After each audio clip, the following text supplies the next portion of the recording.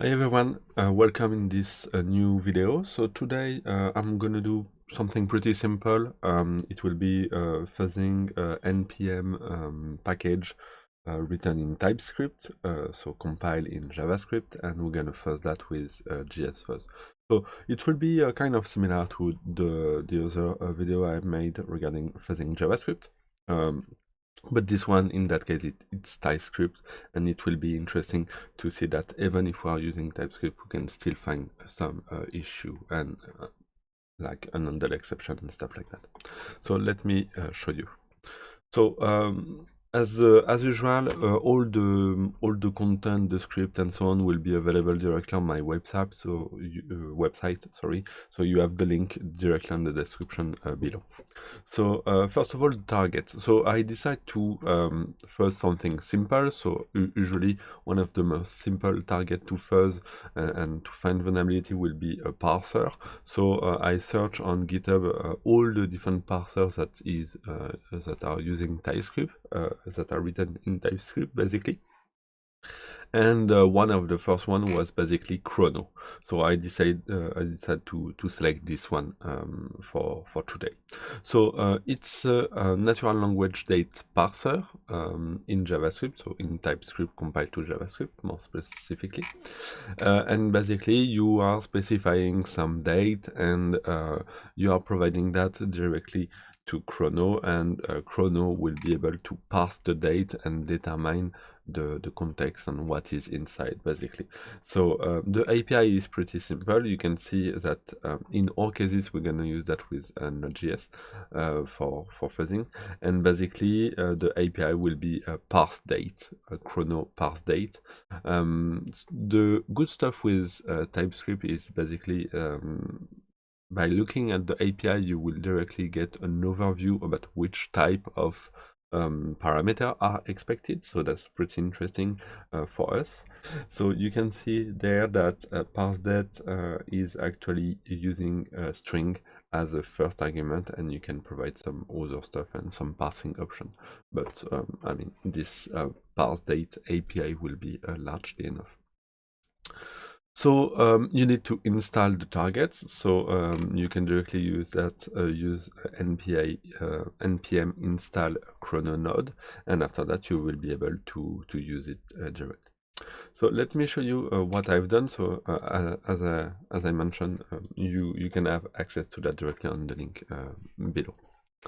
So I already have a jsfuzz installed, so that will be the Fuzzer we're gonna use. So just a quick reminder, a Fuzzer is a tool that will basically inject random or pseudo-random data as an input to a program to make it crash, to make it having some undefined behavior basically.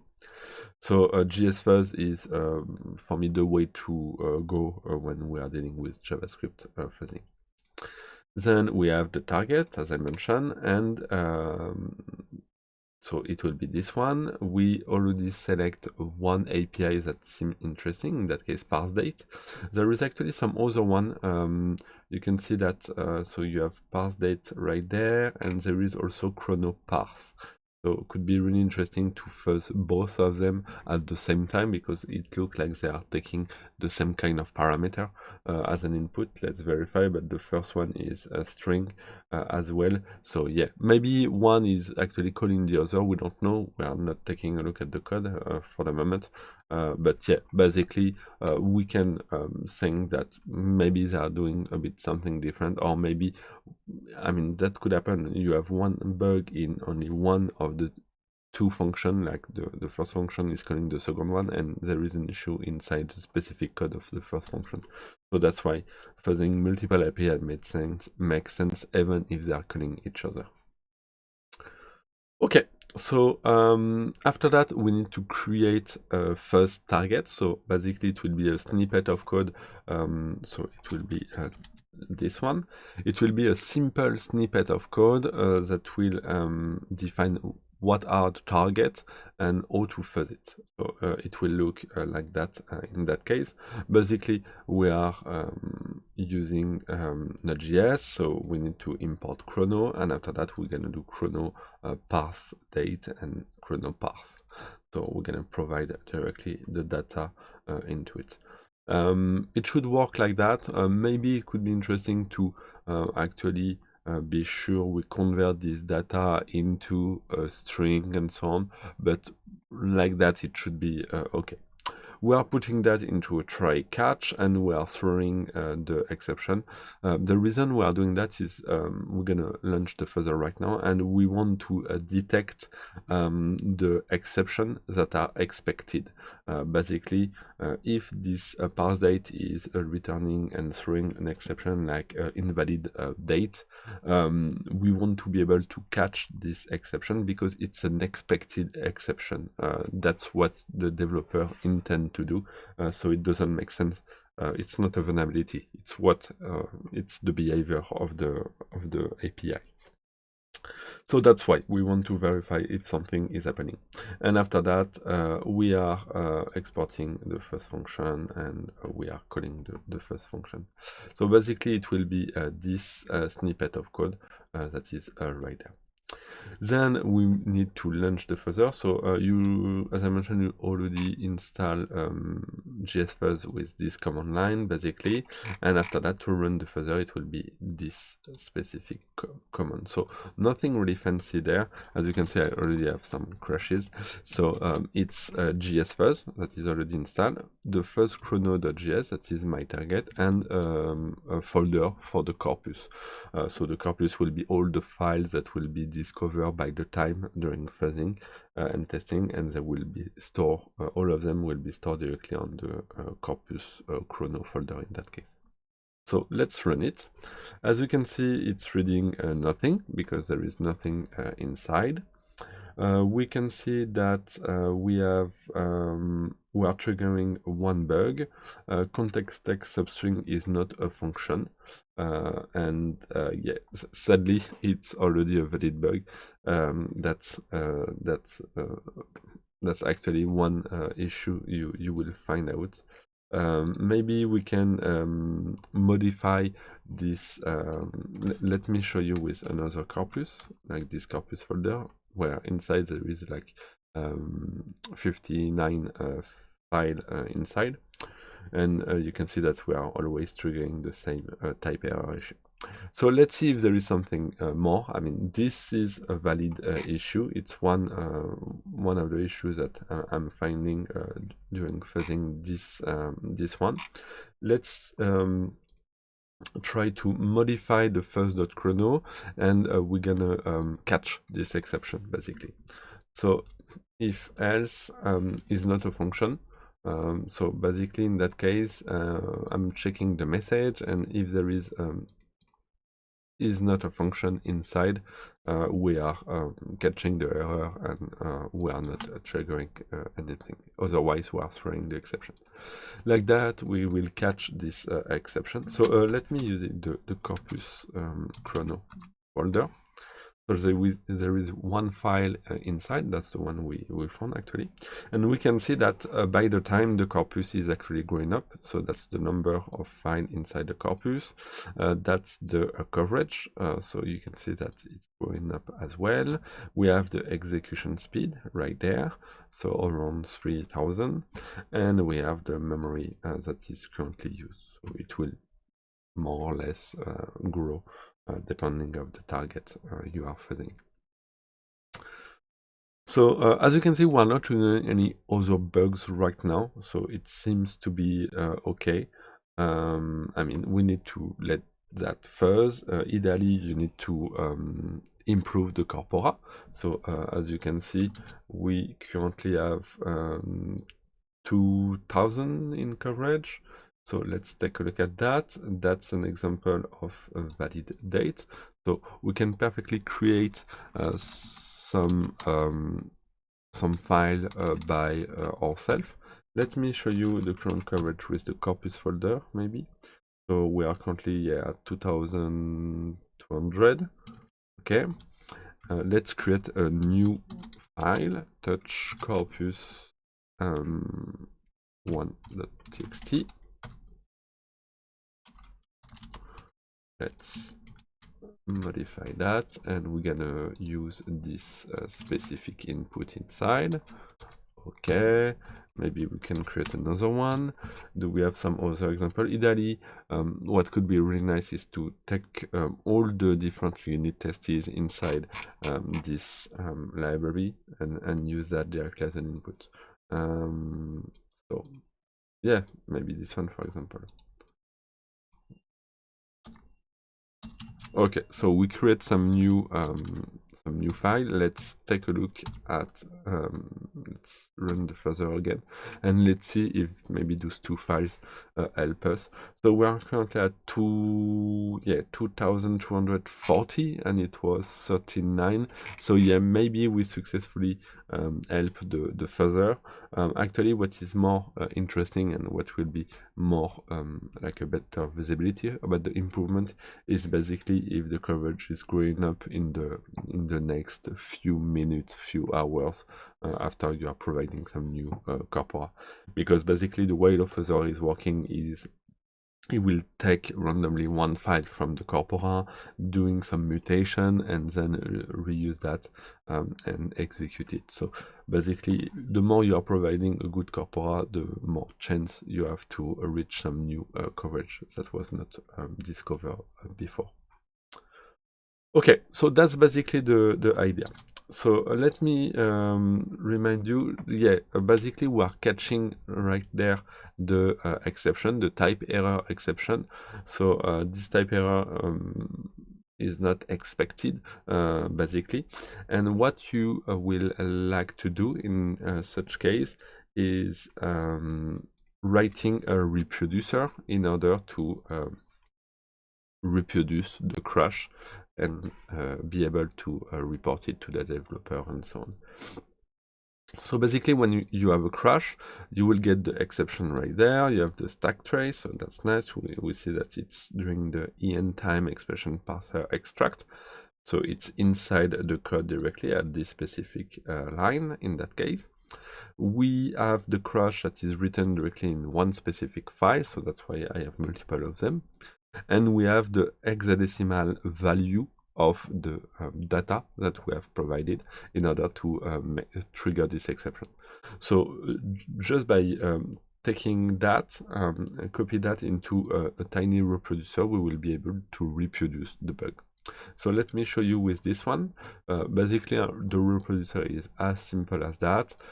We are loading chrono, and we are converting this hexadecimal string into data, and data is provided to parseDate and parse. Basically what the Fuzzer is currently doing. So let me do that with this one.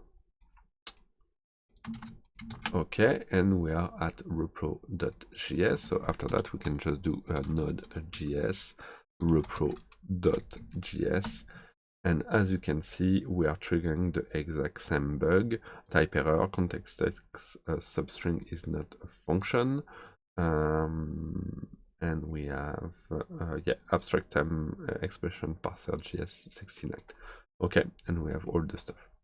So that's one of them. That's one of the issue we actually trigger right now. As you can see, really easy to trigger. That means for me, this code have never been fuzzed because I'm not expecting to have like a type error that is happening right now, or maybe we are using incorrectly the API, but it seems a bit weird. I mean, so yeah, that's the idea. Maybe we can actually take a look at parseDate and see if there is anything mentioned. So yeah, so as you can see, parseDate is actually calling parse. So just by fuzzing parse, it could be enough in our cases. And after that, we have what? Execute parser, concatenate, and so on. We don't have any information about the exception that is expected to be returned. So in that case, we need to directly take a look inside the different function and start our analysis and see if we are getting something. I suppose, based on the API, that we are not supposed to trigger any exception at all. Like for me, the package and this API will basically return none or like an empty result if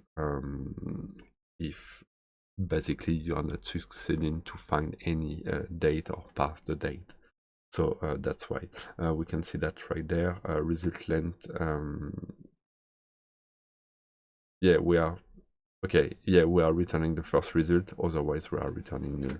So yeah, that's what I'm telling you. Okay, and just to show you some other bug I found, I mean, it's always like a type error. You got this one, the context text substring is not a function. So it's the one we trigger right now. And I also trigger this one, original text substring is not a function. And it was on the line 65. So that was one of it. What I can tell you more, maybe if you want to go deeper, you can actually take a look at jsfuzz. It will be directly available right there, more specifically in this link. No, it's on GitLab, and you will see some other example that could be interesting. There is also an example folder right there where, I don't know, for example, if you want to fuzz HTML, let's take a look at that. You will get that. And as you can see, where in this example is catching multiple valid exception.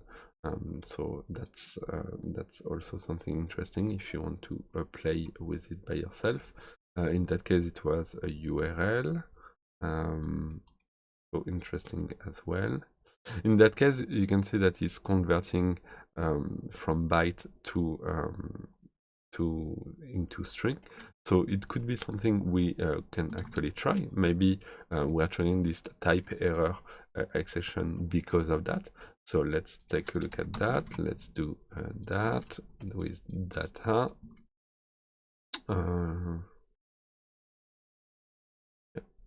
Data right there. Let me zoom in. Maybe it will be better for you. String. Okay. Let's give a try to this one. Let's see. jsfuzz corpus. Let's take a look. So as you can see, we are not. It seems that we are not triggering this bug anymore. So that's nice. We maybe it was because we was using the API incorrectly, but in that case, it's. I mean, it should be verified, and we should be sure that we are providing the good stuff.